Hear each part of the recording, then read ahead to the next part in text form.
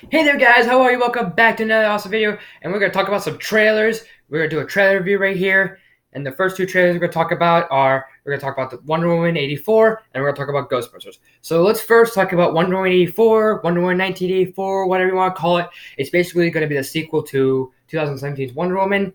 3 years later, it was supposed to come out this year, but it's coming out next year. But anyways, so we got Wonder Woman sitting down with Kristen Wiig, talking about her life was a struggle a little bit and everything.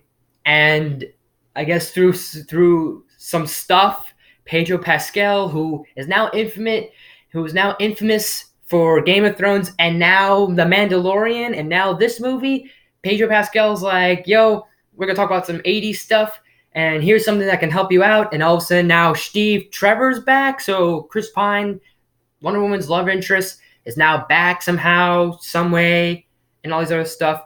And the first thing I really want to say is it's vague.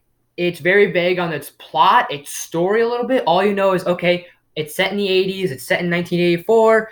Wonder Woman is still around. She misses basically her fiance, and somehow he's alive. And she's like, oh my gosh. And having this big, like almost tearjerker moment. And Kristen Wiig's there, who's going to be the villainous Cheetah. And then Pedro Pascal's supposed to be, I found out he's supposed to be Maxwell Lord, which could be cool. And funny enough, Pedro Pascal doesn't look like Pedro Pascal. He, for a glimpse, split second, looks like Nathan Fillion, if I'm not wrong. So I guess those are going to be our villains. I like that we have Pedro Pascal as Maxwell Lord. Kristen Wiig, I don't know what they're going to do here. I've heard that maybe this could be like how Michelle Pfeiffer was in Batman Returns, where she's very like dainty and innocent, and then she goes from like dainty and innocent to boom, bombshell, you know? So I wonder if that's what they're going for a little bit, because yeah, it seems interesting, but it's very vague of the plot of what's going to happen. How is Steve Trevor back?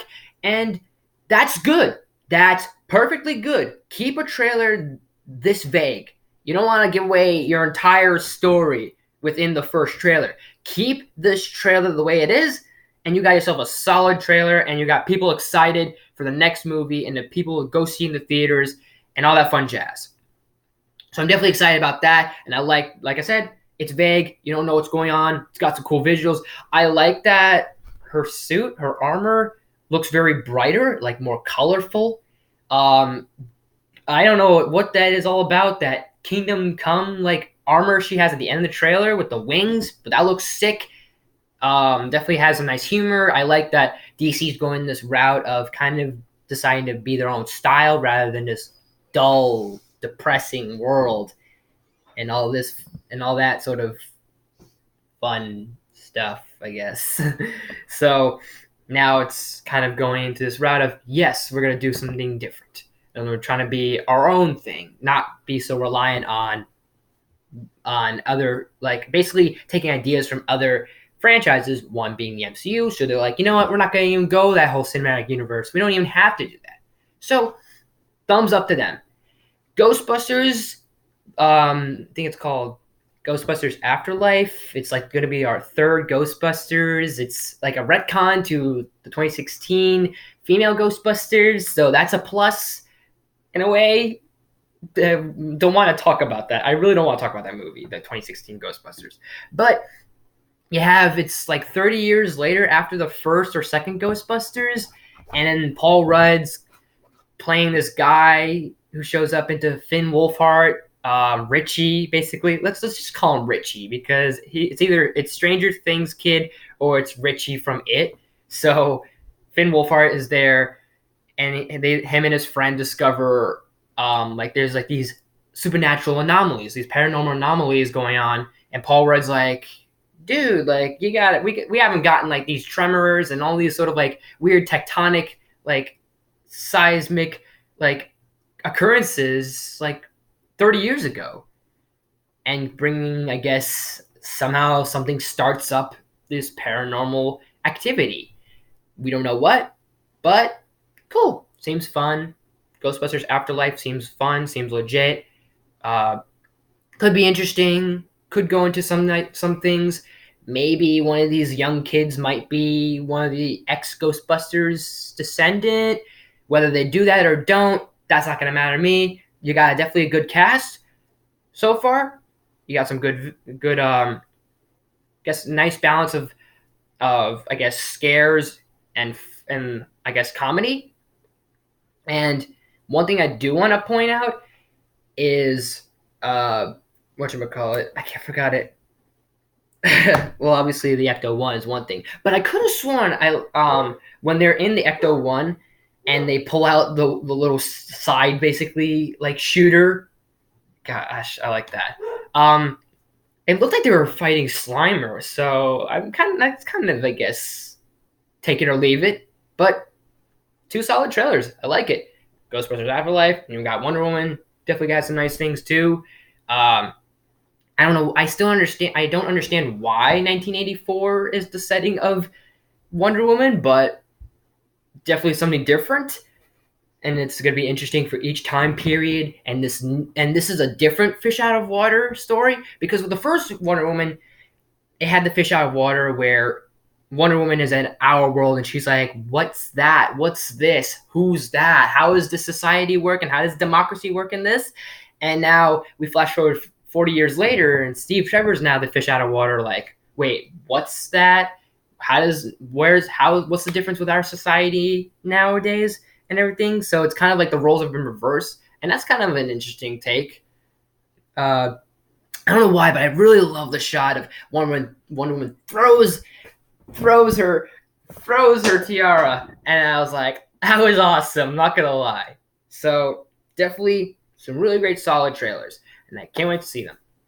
So what did you guys think of these trailers? Did you like them? Did you hate them?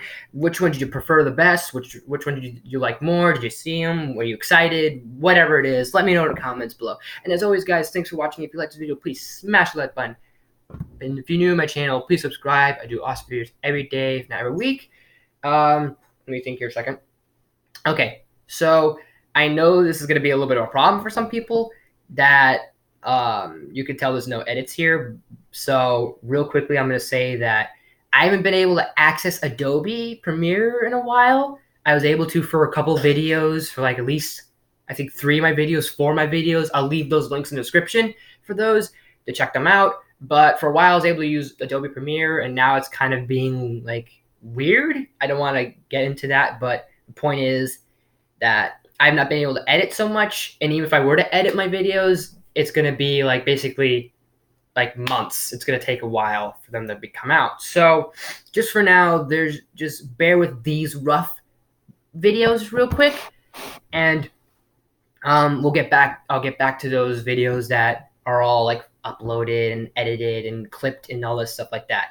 One big example I should put out there was I had a review of the first episode of The Mandalorian on my Premiere, and I can't export it onto YouTube for complications and all that sort of funness. So once I fix that, then everything will start to look better again. Everything will start to look more interesting for reviews, for top 10s, all that funness to expect.